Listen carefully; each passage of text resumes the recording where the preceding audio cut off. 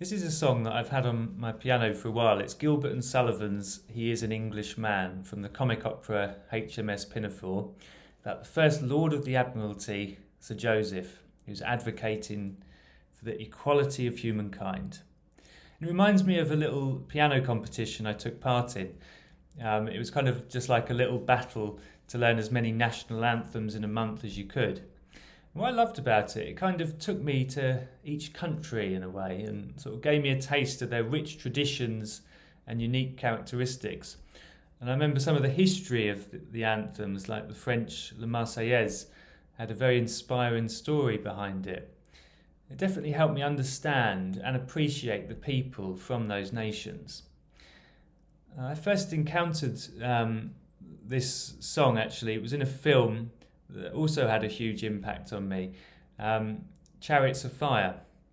It's, of course, based on the true story of two British athletes in the 1924 Olympics. You've got Eric Liddell, a Scottish Christian, and Harold Abrams, an English Jew.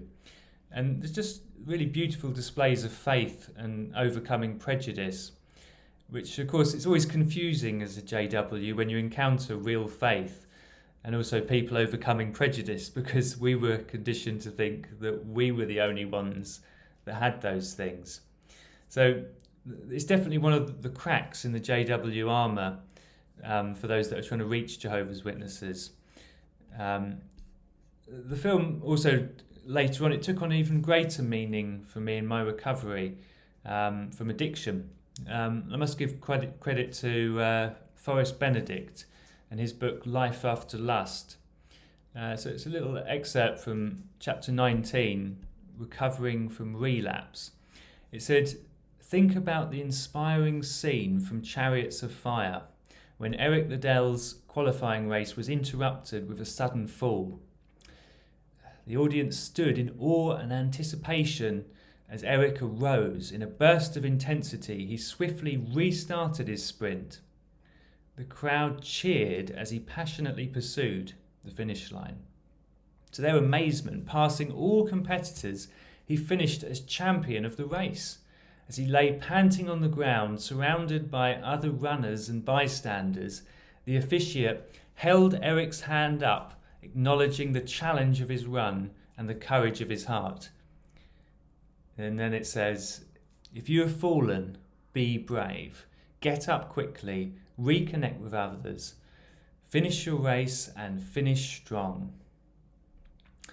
So that really helped me, and it sort of created a bit of a connection to this film in my own journey. And then the sequel of that film, On the Wings of Eagles, Liddell goes on to China as a Christian missionary. But as war breaks out, he is sent to a prisoner of war camp.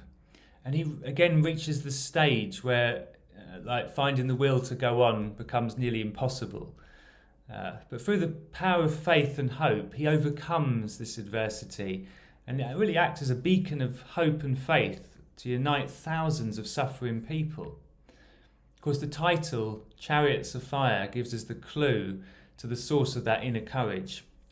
2 Kings chapter 6, 16 and 17 says, "Alas, my master, how shall we do?" And he answered, "Fear not, for they that be with us are more than they that be with them." And Elisha prayed and said, "Lord, I pray thee, open his eyes, that he may see." And the Lord opened the eyes of the young man, and he saw. And behold, the mountain was full of horses and chariots of fire round about Elisha. For he himself has said it, and it's greatly to his credit.